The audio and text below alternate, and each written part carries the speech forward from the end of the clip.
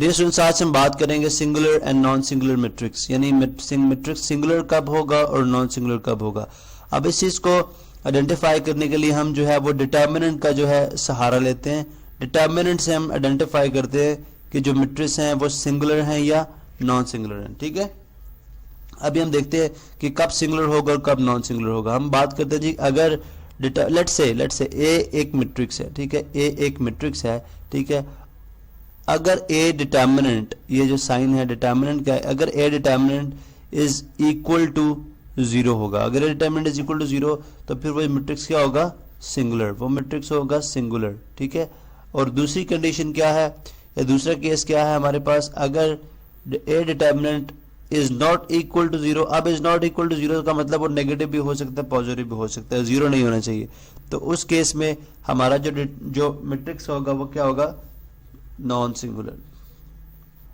अभी हम देख लेते हैं, एक मैट्रिक्स लेते हैं और उसको चेक करते हैं कि क्या वो सिंगुलर है या नॉन सिंगुलर है, और किस तरह से हम आइडेंटिफाई करेंगे।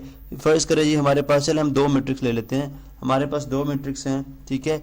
एक मैट्रिक्स है M that is equal to 2 6 2 6 1 3। इसी तरह एक मैट्रिक्स ले लेते हैं N जो कि इक्वल है 1 2 3 4 के। चले सिंपल हमने मैट्रिक्स ले लिए। अभी हमें ये मालूम करना है कि क्या ये मैट्रिक्स जो है वो सिंगुलर है या नॉन सिंगुलर है। ठीक है, तो हम थोड़ा सा ड्रैग डाउन करते हैं।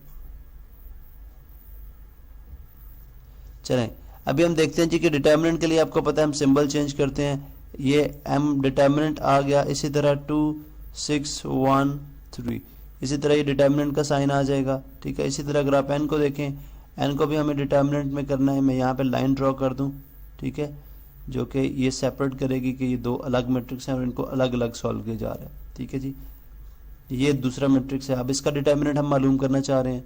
ठीक है, अब देखें जब हम डिटर्मिनेंट लेंगे, ठीक है, डिटर्मिनेंट लेने का वही तरीका जो हम ऑलरेडी डिस्कस कर चुके हैं।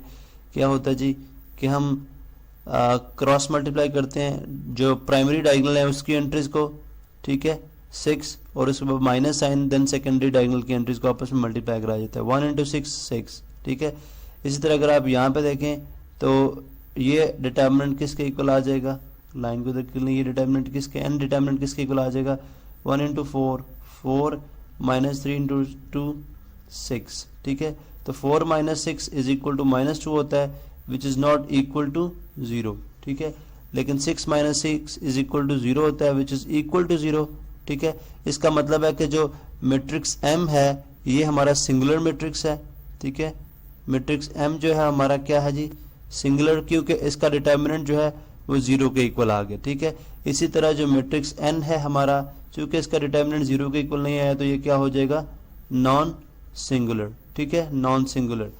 अच्छा, अब आप सिंगुलरिटी या नॉन सिंगुलरिटी हम जो है हमें रिक्वायर्ड होती है जब हम किसी दो साइमल्टेनियस इक्वेशंस का सॉल्यूशन सेट मालूम करते हैं। ठीक है, या उस केस के अंदर हमें रिक्वायर्ड होती है जब हम किसी मैट्रिक्स का इनवर्स फाइंड आउट करेंगे। ठीक है, इनवर्स जिस तरह मल्टीप्लिकेटिव इनवर्स फाइंड आउट करते हैं, उस केस में हमें जो डिटर्मिनेंट जो मैट्रिक्स है उसको देखना पड़ता है कि क्या वो सिंगुलर है नॉन सिंगुलर, क्योंकि in case of singular matrix चूंकि इनवर्स के केस में सिंगुलर जो डिटर्मिनेंट है वो नीचे यानी डिनोमिनेटर में डिवाइड हो रहा होता है। ठीक है, यानी डिनोमिनेटर में मौजूद होता है, या यूं समझे कि आप डिवाइड हो रहा होता है। ठीक है, डिटर्मिनेंट, या लेट्स से एक मैट्रिक्स है वो डिटर्मिनेंट नीचे डिवाइड होगा, जिसकी वजह से आपको पता है कि एनीथिंग, लेट्स से एडजॉइंट की बात करते हैं, एडजॉइंट के साथ, एडजॉइंट ऑफ ए के साथ वो डिवाइड हो रहा है, तो जो भी चीज़ आप जो ए डिटर्मिनेंट के जो भी चीज़ डिवाइड होती है 0 के साथ, ठीक है, उसका आंसर इन्फिनिटी आता है। इसलिए उन तमाम मैट्रिसेस का जो कि